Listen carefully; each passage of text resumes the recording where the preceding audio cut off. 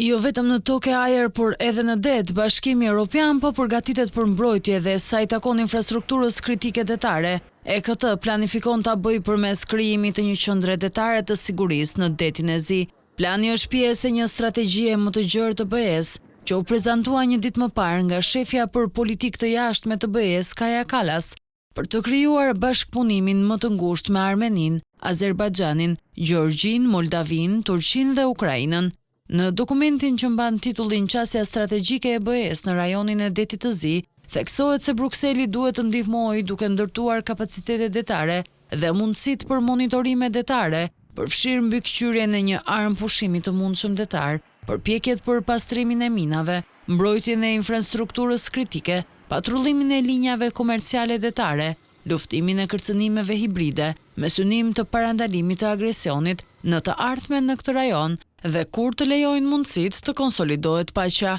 Nuk dihet se ku do të jetë qendra në fjalë dhe cilat shtete do të bëhen pjesë e kësaj nisme. Qendra thuhet se do të përqendrohet në aspekte të tilla si kabllot në ujore, instalimet në det të hapur dhe operacionet e gazit dhe energjisë nga era në brigjet rumune dhe bullgare. Dokumenti vjen në një kohë kur vendet europiane po planifikojnë një lloj force të sigurisë në Ukrainë në rast të një armë pushimi të përhershëm në luftën me Rusinë.